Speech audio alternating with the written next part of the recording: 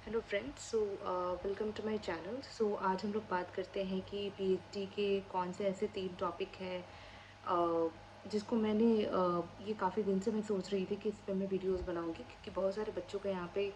Questions आते हैं कि किस टॉपिक में हमें काम करना चाहिए, या मैं जो भी फ्रेशर स्टूडेंट से मैं बात करती हूँ तो उनको लगता है कि उनको रिसर्च गैप नहीं मिल रहा है।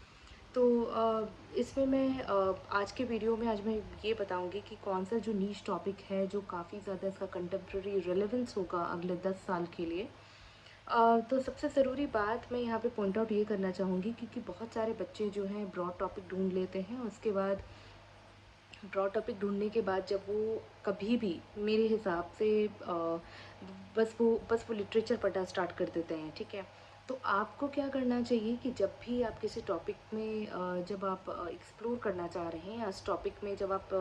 वर्क करते हैं, तो सबसे पहले आप ये देखिए कि अगर वोटिंग पैटर्न से है तो आप सबसे पहले ये देखिए कि वोटिंग पैटर्न से रिलेटेड ऑक्सफोर्ड में या कैम्ब्रिज में किस तरीके से किस तरीके की चीज़ें रिसर्च हो रही हैं, आप उसमें पहले देख लीजिए। और बेटर है कि आप सबसे पहले किसी भी रिकॉग्नाइज्ड जर्नल्स को उठाएं, उसको पढ़ें, उसको समझें कि ये क्या बोलना चाह रहा है या किस एस्पेक्ट में इसका रिलेवेंस है। जब भी आप उस तरीके से करते हैं तो आपका एक मोड ऑफ डायरेक्शन हो जाता है कि ये ऑथर ने इस तरीके से चीज़ों को किया है और इसका सोचने का तरीका इस टाइप का था। तो बच्चे क्या करते हैं, जो मैंने देखा है, मोस्टली मैंने देखा है कि जब उनको रिसर्च गैप नहीं मिलता है और 3-4 लिटरेचर पढ़ने के बाद उनको लगता है कि अरे इसमें तो बहुत ज़्यादा काम हो चुका है। तो ऑब्वियस ही बात है, बहुत सारे ऐसे टॉपिक हैं जिसमें काफ़ी ज़्यादा काम हुआ रखा है। बट आज मैं आपको बताऊंगी कि मेरे हिसाब से, क्योंकि जामिया, जेएनयू, ये सब जितने भी इंस्टीट्यूशंस हैं वो काफ़ी अनएक्सप्लोर्ड टॉपिक्स और काफ़ी नीश टॉपिक के बारे में वो ज़्यादा पसंद कर रहे हैं, और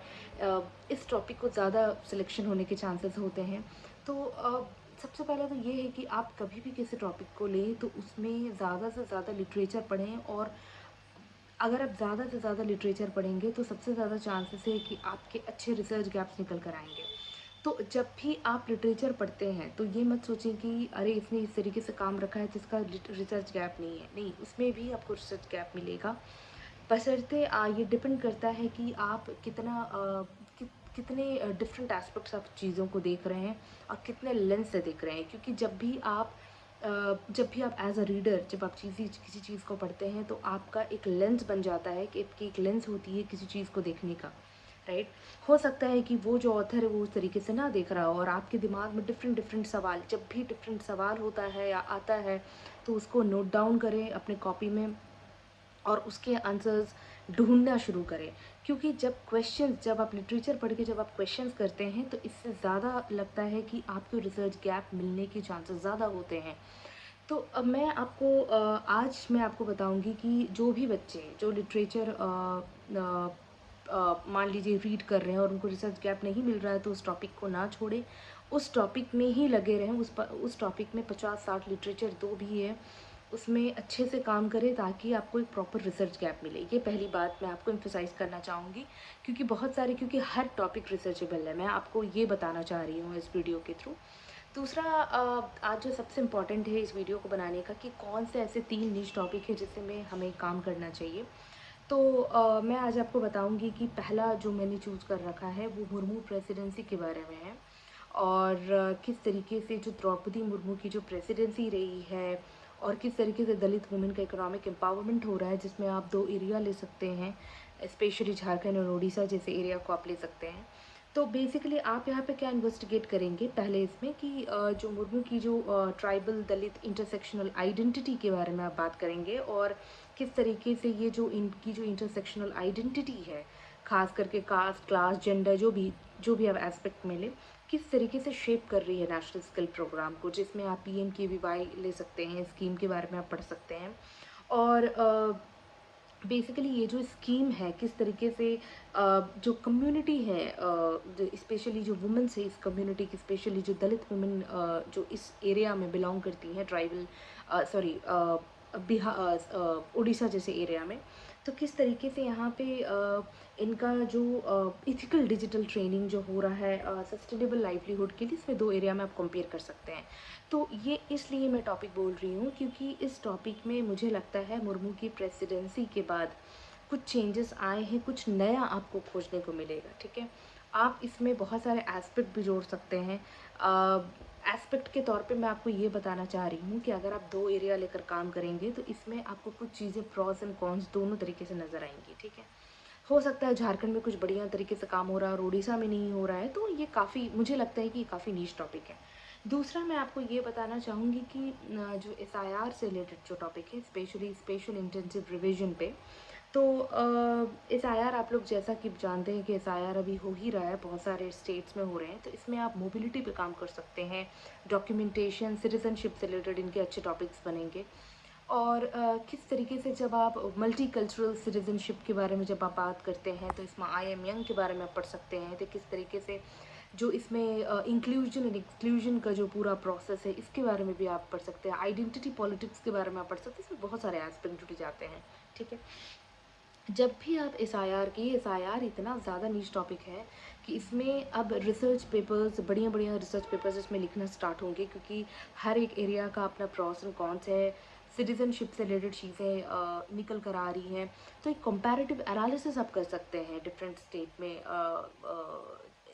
इंडिया के कॉन्टेक्स्ट में। तो मुझे लगता है कि ये काफ़ी बढ़िया टॉपिक है, जो भी फ्रेशर्स आ रहे हैं इस पे आप बहुत अच्छे से काम कर सकते हैं, और स्पेशली 4 to 5 ईयर्स के लिए टॉपिक बहुत सही टॉपिक है मेरे हिसाब से। तो ये जो टॉपिक होगा ये आपका पूरा का पूरा क्वांटिटिव एनालिसिस में होगा। बेसिकली ये जो आपका टॉपिक होगा ये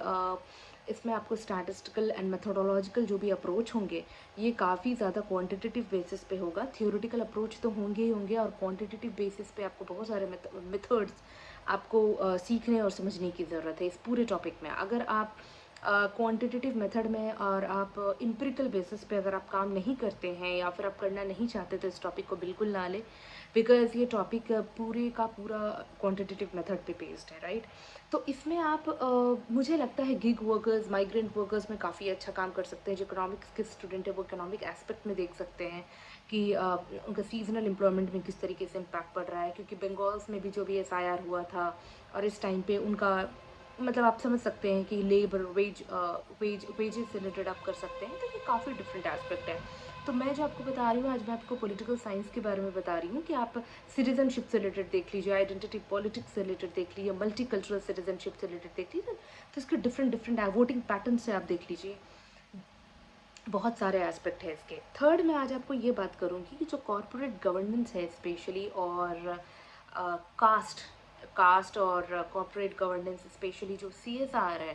सीएसआर को आप कास्ट के साथ रिलेट कर सकते हैं, जिसमें आप इंडिया के टॉप कंपनीज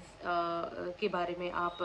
बता सकते हैं या पढ़ सकते हैं। और आप जब एनालाइज करेंगे इंडिया के टॉप कंपनीज में, तो आप ये देखेंगे कि किस तरीके से जो कास्ट है वो किस तरीके से जो इंडिया की जो टॉप कंपनीज है वो सीएसआर का काम करती हैं, तो कास्ट इसमें कैसे इंक्लूडेड है, राइट। और तो मैं आपको ये बताना चाहूँगी कि यहाँ पर रिसर्चेबल जो टॉपिक होगा वो ये होगा कि किस तरीके से जो लार्ज इंडियन कंपनीज हैं वो किस तरीके से एड्रेस कर रही है कास्ट बेस्ड इनइक्वालिटी को, ये सबसे मेन टॉपिक है। स्पेशली एक्चुअली आप लोग इस टॉपिक में काम हो रहा है, और मैं कुछ पर्सनल लोगों को जानती हूँ जो इस टॉपिक में काम कर रहे हैं, बट इसके डिफरेंट डिफरेंट एस्पेक्ट है। अगर आप जब देखना स्टार्ट करेंगे तो आप इसमें डिफरेंट चीज़ों को आप जोड़ सकते हैं, एक लेयरिंग कर सकते हैं आप, कि अगर कॉर्पोरेट गवर्नेंस है तो हो सकता है कि कॉर्पोरेट गवर्नेंस में कास्ट आ जाए, क्लास आ जाए, जेंडर आ जाए, आप समझ रहे हैं। तो तो उनका जो गवर्नेंस स्ट्रक्चर है, उनका किस किस डिफरेंट डिफरेंट कंपनीज जो है किस तरीके के डिफरेंट डिफरेंट गवर्नेंस स्ट्रक्चर को अपना रही हैं। अगर वो कोई प्राइवेट कंपनीज है तो उनका गवर्नेंस स्ट्रक्चर दूसरा है, अगर वो पब्लिक सेक्टर कंपनी है तो उनका गवर्नेंस स्ट्रक्चर दूसरा है, राइट। और इनका जो कॉर्पोरेट सोशल जो रिस्पॉन्सिबिलिटी, इनमें क्या क्या इनिशिएटिव्स है, राइट। तो मुझे लगता है कि ये 3 टॉपिक जो मैंने आपको बताया है, अगर आप इसमें रिसर्च गैप ढूँढें तो आपको काफ़ी अच्छा रिसर्च गैप आपको मिलेगा। दूसरा मैं आपको ये भी बोलना चाहूँगी कि अगर आपके माइंड में कुछ इससे और बेहतरीन टॉपिक है या आपको लगता है कि इसमें आपने कुछ ऑलरेडी सोच रखा था, तो मेरे कमेंट बॉक्स में ज़रूर ड्रॉप करें और मुझे बताएं कि इसमें क्या-क्या स्पेसिफ़िक लिटरेचर आप लोग पढ़ रहे हैं या आप लोग किस तरीके से चीज़ों को सोच रहे हैं। क्या इसमें सही में काम हो सकता है या भी नहीं हो सकता है। तो जो भी है मेरे कमेंट बॉक्स पे ड्रॉप करें। और अगर कोई किसी का टॉपिक इसके बेसिस पे है, अगर मैंने पूरी होल वीडियो के थ्रू अगर किसी लिटरेचर को वो मुझे सजेस्ट करना चाहते हैं, क्योंकि ऑब्वियस सी बात है, मैं जब कुछ सजेस्ट कर रही हूँ तो मुझे इस टॉपिक में अगर मैं रहती तो ज़रूर काम करती। तो अगर आप लोग किसी तरीके का लिटरेचर मुझे सजेस्ट करना चाहते हैं तो वो भी सजेस्ट करें।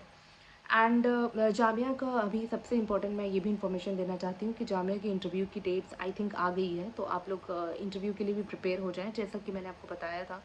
कि इंटरव्यू इस तरीके से होता है। और इंटरव्यू के दौरान हो सकता है कि अगर किन्हीं का टॉपिक मेरे इस वीडियो से अगर अलाइन कर रहा हो, तो आप लोग मेरे कमेंट बॉक्स पे ड्रॉप करें और क्वेश्चंस पूछें, ताकि मैं आपको बता पाऊँ, अपने प्रोफेसर से कंसल्ट करके बता पाऊँ कि एक्चुअल में क्वेश्चंस किस तरीके के पूछे जाएंगे। Till then, bye bye.